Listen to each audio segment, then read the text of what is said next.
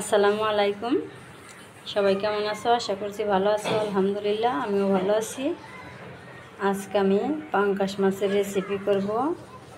এই এখানে দেখো কত সুন্দর বড় বড় পাঙ্গাস মাছ নিয়েছি। বাড়িতে রান্না করছিলাম, আমার মেয়ে অনেক মজা রাখছিল, তাই আমি আজকে আবার বড় একটা পাঙ্গাস মাছ আনছি। বড় বড় পিসগুলো নিয়েছি আর লেজের পিসগুলো আমি রেখে দিছি, মাথাটাও রেখে দিছি। এই পাঙ্গাস মাছ আমি কি দিয়ে রান্না করবো সেটাও দেখাবো। এই যে বন্ধুরা, এখানে আমি কচুরমুখী কেটে নিছি সুন্দর করে। এখানে এই কচুরমুখীগুলো আমি একটু হালকা ভাপ দিয়ে নিব, তাহলে বিজল ভাবটা কেটে যাব। সবাই প্রথম থেকে শেষ পর্যন্ত পুরো ভিডিওটা দেখে নিও। এখন আমি মাছের মধ্যে আর কচুরমুখীর মধ্যে সব মশলাগুলো একসাথে দিয়ে দিব। পেঁয়াজ দিয়ে দিলাম, এখানে দিয়ে দিলাম কাঁচামরিচ, এখানে আদা রসুন জিরে একসাথে বেটে নিছি দিয়ে দিলাম। এখানে দিয়ে দিলাম হলুদের গুঁড়ো, দিয়ে দিলাম মরিচের গুঁড়ো, দিয়ে দিলাম ধনিয়ার গুঁড়ো, দিয়ে দিলাম লবণ, দিয়ে দিলাম। সব মশলাগুলো দেওয়া হয়ে গেলে এখন আমি মাছটা সুন্দর করে মাখিয়ে নেব।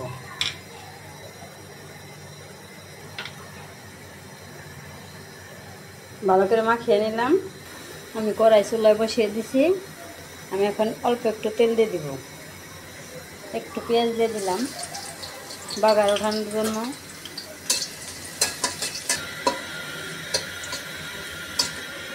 এখন একটু আস্ত জিরে দিয়ে দিলাম। বাগারটা ভাজা হয়ে গেল, এখন আমি নামিয়ে নেব। বাগারটা নামিয়ে নিলাম। এখন আমি আর একটু তেল দিয়ে দেব, একটু পেঁয়াজ দিয়ে দিলাম।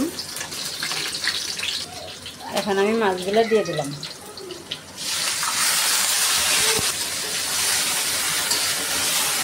এভাবে নাড়া দিয়ে কষানো যাবো না, এই মাছ জাকি দিয়ে কষাইতে হবে।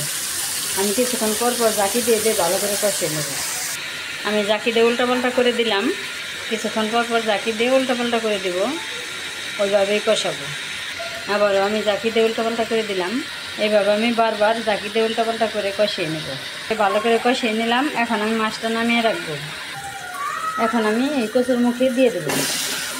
কচুরমুখীটা আবার ভালো করে কষিয়ে নেব। এই যে আমার কচুরমুখীটা আমি সুন্দর করে কষিয়ে নিলাম। ওই কষানো মাছের তেল দিয়ে আমি মুখিটা কষাইলাম। এখন আমি পানি দিয়ে দেবো, জল দিয়ে দিলাম। বলক আসলে মাছ দিয়ে দিব। বলক এসে গেছে, এখন মাছগুলো দিয়ে দেবো, কারণ বড় বড় পিস আগেই দিয়ে দিলাম। এখন আমি বাগারটা বেটে নেব। এই যে বন্ধুরা, আমার তরকারি হয়ে গেছে। এই যে কত সুন্দর গলে গেছে। এতটুকু ঝোল রাখা লাগবো, তাছাড়া কচুরমুখী আঠিয়ে গেলে ভালো লাগবে না। আমি এখান থেকে একটু ঝোল উঠিয়ে নেব।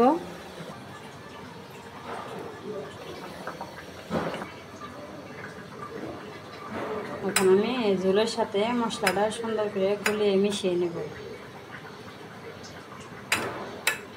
তাহলে তরকারিতে দিলে তাড়াতাড়ি মিশে যাবে। মাছের তরকারি বেশি নাড়া দেওয়া যাবে না, এই জন্য আমি ঝোল দিয়ে গুলিয়ে দিলাম। হয়ে গেল, এখন আমি তরকারিতে দিয়ে দেব। হয়ে গেছে আমার তরকারি, লবণ মরিচ সব ঠিক আছে, হয়ে গেছে। এখন আমি নামিয়ে নেব। বন্ধুরা, আমি তরকারি কড়াইতে রাখবো, এই জন্য আমি কড়াইটা শুধু নামিয়ে নিলাম। আমি আর বাটিতে পারবো না। তাহলে আজকে আমার কচুরমুখী দিয়ে পাঙ্গাস মাছের রেসিপি কেমন হলো অবশ্যই কমেন্ট করবে। আর সবাই সাপোর্ট করবে, সবাই পাশে থাকবে, সবাই লাইক কমেন্ট শেয়ার করবে এবং সাবস্ক্রাইব করে আমার পাশে থাকবে। তাহলে আজকের ভিডিও এখানে রেখে দিলাম। সবার সুস্বাস্থ্য কামনা করছি।